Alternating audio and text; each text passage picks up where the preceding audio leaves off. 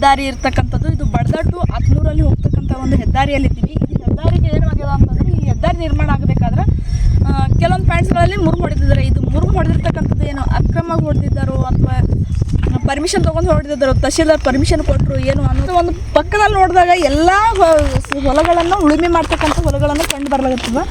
ಆ ಉಳುಮೆ ಮಾಡ್ತಕ್ಕಂಥ ಹೊಲದಲ್ಲೇ ಇರ್ತಕ್ಕಂಥದ್ದು ಅಷ್ಟು ಇಲ್ಲಿ ಕಾಣ್ತಾ ಇರ್ತಕ್ಕಂಥದ್ದು ನಿಮ್ಮ ವಿಡಿಯೋ ಚಿತ್ರೀಕರಣದಲ್ಲಿ ಇಡೀ ಒಂದು ಚಿತ್ರೀಕರಣ ನೋಡಿದಾಗ ಇವು ಇಲ್ಲೆಲ್ಲ ಏನು ಮಾಡಿದ್ದಾರೆ ಅಂತಂದ್ರೆ ಮುರುಮ್ ಹೊಡೆದಕ್ಕಂಥ ಒಂದು ವ್ಯವಸ್ಥೆ ಕಾಣತ್ತದ.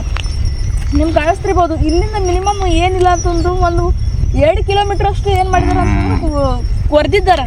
ಅಂದ್ರೆ ಭೂಮಿನ ಕೊರೆದಿದ್ದಾರೆ. ಇದು ಉಳುಮೆ ಮಾಡ್ತಕ್ಕಂಥದ್ದು ಇಲ್ಲ ಉಳುಮೆಗೆ ಯೋಗ್ಯವಲ್ಲದು ಅನ್ನೋದು ತಾಲೂಕಿನ ಬಡದಾಳ ಗ್ರಾಮದಲ್ಲಿ ಬರ್ತಕ್ಕಂಥ ಒಂದು ಜಮೀನಿನಲ್ಲಿದ್ದೀವಿ. ಈ ಜಮೀನಿನಲ್ಲಿ ಏನು ಮಾಡಿದ್ದಾರೆ ಅಂತಂದರೆ ಇಲ್ಲಿ ಇಡೀ ಒಂದು ಚಿತ್ರೀಕರಣವನ್ನು ನೋಡಿದಾಗ ಮುರುಮ್ ಹೊಡೆದಿರ್ತಕ್ಕಂಥ ವ್ಯವಸ್ಥೆ ಕಂಡು ಬರಲಾಗ್ತದೆ.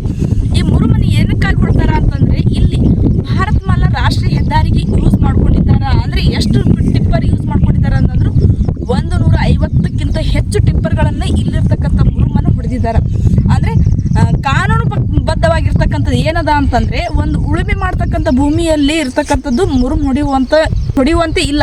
ಆದರೆ ನಾವು ಏನು ಮಾಡಿದ್ದೀವಿ ಅಂತಂದರೆ, ಇದು ಅಧಿಕೃತನೋ ಅನಧಿಕೃತನೋ ಆಗಿರ್ತಕ್ಕಂಥದ್ದು ಅನ್ನೋದು ಮಾಹಿತಿ ಹಕ್ಕಿನಲ್ಲಿ ನಾವು ತಹಶೀಲ್ದಾರ್ ಕಚೇರಿಗೆ ಒಂದು ಅರ್ಜಿ ನೀಡ್ತೀವಿ.